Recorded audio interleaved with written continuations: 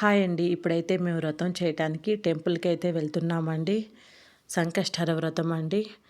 పూజా సామాగ్రి అంతా దేవస్థానం వాళ్ళే మనకిస్తారండి. వాళ్ళే మనకి దగ్గరుండి అన్నీ మన చేత వ్రతం చేపిస్తారండి. చాలా బావుంటుందండి వ్రతం చేస్తేను. వ్రతం అయిపోయిన తర్వాత మనకు వ్రత కథ చెప్తారండి. ధర్మరాజు తన రాజ్యాన్ని కోల్పోయినప్పుడు శ్రీకృష్ణుల వారు సంకష్టహర వ్రతం చేయమని చెప్తారండి ధర్మరాజుకి. అప్పుడు ఆ వ్రతం చేయడం వల్ల సంకష్టహర వ్రతము ధర్మరాజుకి తిరిగి తన రాజ్యం వచ్చిందంటండి.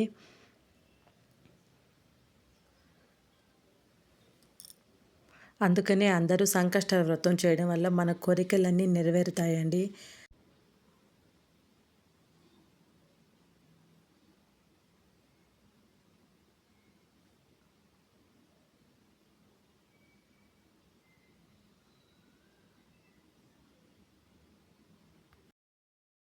మనకు పసుపు గణపతిని ఇస్తారండి. పసుపు గణపతిని చేసి కూడా వాళ్ళే ఇస్తారండి. అన్నీ వాళ్ళే ఇచ్చి మన చేత వ్రతం చేపిస్తారండి.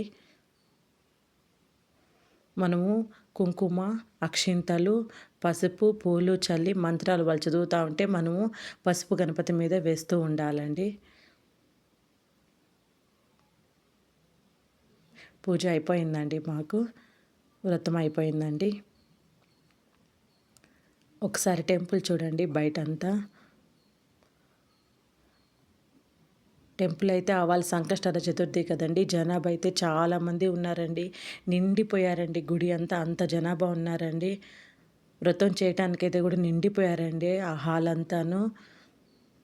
చాలామంది వస్తారండి వ్రతం చేయించుకోవటానికి కాణిపాకానికి. ఇక్కడ కాణిపాకంలో కానీ వ్రతం చేయించుకున్నామనుకో చాలా మంచిదండి మనకు.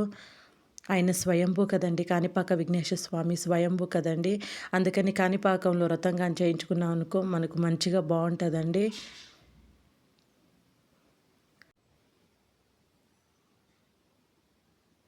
అతి శీఘ్ర దర్శనం అండి. రూ. 150 టికెట్ అండి. దాని నిండా కూడా బయటకొచ్చేస్తున్నారండి జనాభా.